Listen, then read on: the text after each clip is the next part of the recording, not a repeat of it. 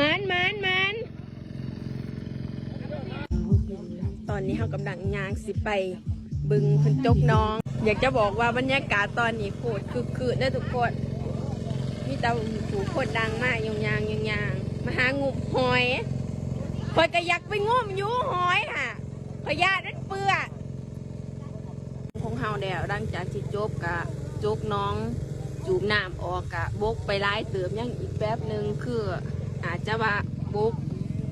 ป่าของเฮากับมีอยู่ประมาณนี้จำเอาไปได้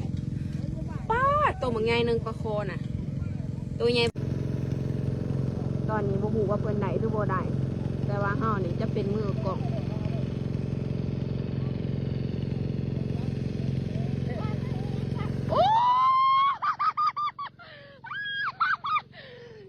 ล่องยางงามเลยขอทายสอดเด็ดยุทธว่าประแขกหลังจากที่เฮาไปอันนั้นมาเดียวเฮาก็สิมาล้างมือเพราะว่าเฮาบายปลาเนาะมันจะมีค่าน้ำได้แบบแห้งๆนึงเปียกเนี่ยสิพาไปส่งบิวสิพาทุกคนไปเบิ่งหมาของเฮาเพราะว่าหลังจากที่เฮาอยู่บ้านได้มือแล้วเฮาบ่ได้มาหน้าโดนสิพาว่าไปเบิ่งหมาเพราะว่าบ่ได้เห็นมันโดนกินหอดหมาตอนนี้เขากำลังยางไปหาหนองหมาของเฮาอยู่เนาะทุกคนไอ้นี่เพิ่นกำลังกินหญ้าความแสบเลยทุกสายเพิ่นสิว่าบ่เห็นโดนสิบ่กินหอดถ้าได้บ่ขนาดเฮายังกินหอดเพิ่นเนาะนะคะว่าทุกคนหมาหรือคนหมาแม่นบ่คนกันนาฮักเนาะอุ้ยช่องนิ้วนี่ติเพิ่นบ่มีช่องนิ้วจ้ะไอ้ตะมูตะมีมาโอ้ทุกสายเป็นหิวหญ้าแห้งขนาดมืดจะคอก็ยังอยากเขาบายอยากจะบอกว่าบรรยากาศตอนนี้โคตรคือได้ทุกคนมีแต่ผู้คนดังมากยางมาหางุบหอยคอยกระยักไปงมอยู่หอยค่ะพยานั้นเปื้อทายอัญญาไม่หามทายอัญญาเด้ทายอายุนี่เด้ยาข่อยกระงะมันเด้ยาข่อยดังจากที่น้ำบกแดดพวกเพิ่นก็จะเกี่ยมไปตึกป่าเนาะสิพาเราไปเบิ่งบรรยากาศตอนเพิ่นงมป่างมหอยป่าเอาเพิ่นก็จะงมเนาะทุกคนสิพาไปเบิ่งเลยสิมาถามว่าแม่ของเฮาว่าความรู้สึกตอนจกน้องปัจจุบันนี่รู้สึกเป็นแนวอะไรซื้อยำปลาป่าใช้แขกพี่น้องโอ้หลายปนิบหลังจากที่เพิ่นได้วานแฮเป็นดอกที่2แล้วห้ามกระดูดว่าดอกที่3นี่มันสีได้หรือว่ารอบที่2หันโบได้นอได้ปลาโตนึงดอกทำอีทหันได้เติบอยู่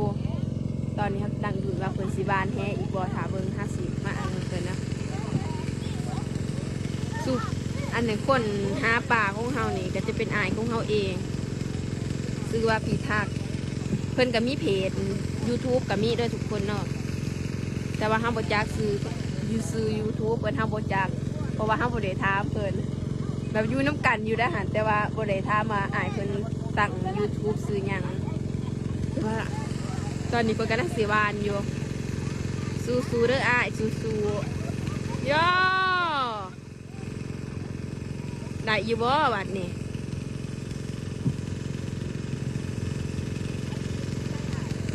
บรรยากาศคนตอนเพิ่นกำลังบานแฮนี่มันได้หนึ่งเบื้องพี่กามีเพราะว่าผู้เฒ่าเพิ่นนั่งกินเดาเนาะนั่งซุ่มแซ่หรือว่าโซกันเบาหนัวหัวมวนกันนะทุกคนมาส่วนเด็กๆกะดินน้ำขี้ต้มเด็กๆก็ได้เปื่อนเบิดหรือว่าม่อมแม่เบิดแต่ตอนนี้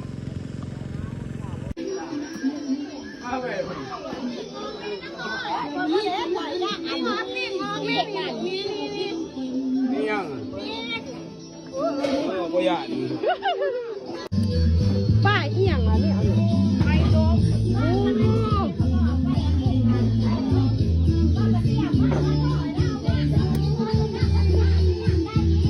นี่แม่ไฟเราไปเปิดหน้านั่นแก้ว